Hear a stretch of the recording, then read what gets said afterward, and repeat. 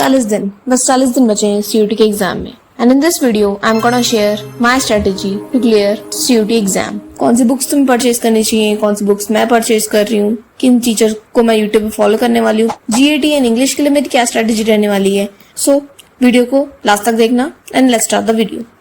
Hi, I am Akshata. तो मैं line by line हर सब्जेक्ट के लिए बताना शुरू करती हूँ। ये मेरी स्ट्रेटेजी है, तुम चाहो तो इसको फॉलो कर सकते हो। पहले बात करते हैं बिजनेस की। बिजनेस मैंने बोर्ड एग्जाम में बहुत अच्छे से पढ़ रखी है एंड आई होप तुमने भी पढ़ रखी होगी, बिकॉज बिजनेस रटना थोड़ा सा इजी हो जाता है as compare to other practical subjects. इसमें ज्यादा घुमा सकते हैं, तो बिजनेस में ज्यादा से ज्यादा हमें केस स्टडी में घुमा सकते हैं। बिलीव मी, CUT में ज्यादातर केस स्टडी आके तुम्हें घुमाने की कोशिश करेंगे। बिजनेस के लिए बस केस स्टडी और MCQ की इनकी प्रैक्टिस करनी होगी, because CUT is all about MCQs। अब बात करते हैं इकोनॉमिक्स की।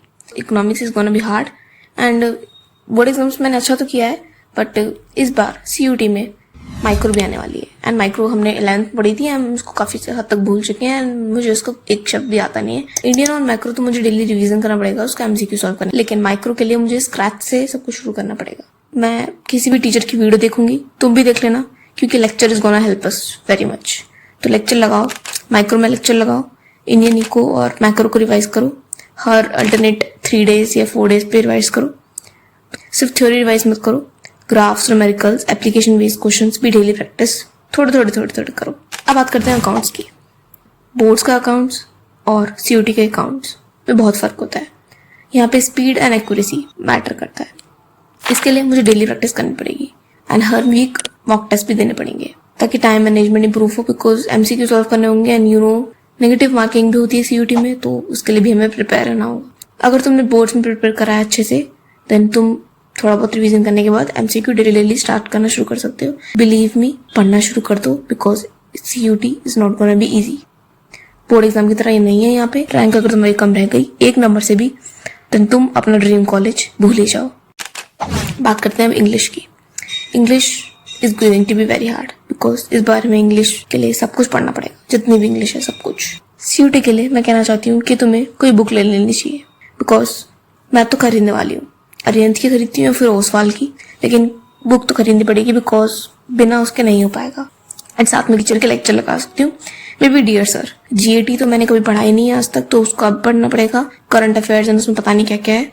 एंड इंग्लिश भी मुश्किल होने वाला है, इतना भी आसान नहीं जितना हमें लगता है। हमें हम सोचते हैं कि यार इंग्लिश तो हमने बचपन से पढ़ी है, सब कुछ इजीली हो जाएगा, बट नहीं, इजीली नहीं हो पाएगा। इंग्लिश तुम्हें आज से ही पढ़ना शुरू करना पड़ेगा, बिलीव मी। इंग्लिश, और उसमें तुम्हें daily reading comparison, vocabulary and grammar की प्रैक्टिस जरूर करनी होगी, जरूर। बात करते हैं अब GAT की।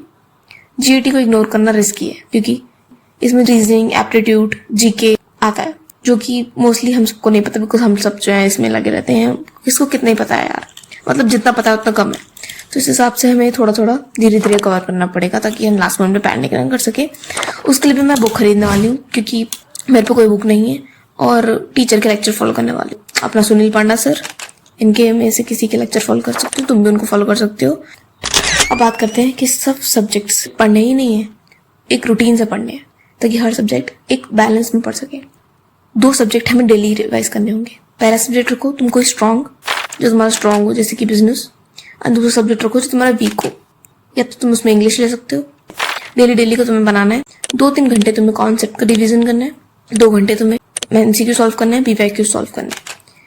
इंग्लिश और GAT तुम्हें डेली करना है, ये बात ध्यान में रखो। तो तुम भी अगर मेरे साथ स्टार्ट कर रहे हो, आज से ही स्टार्ट कर रहे हो, तो कमेंट कर दो Day 1 एंड बाय बाय।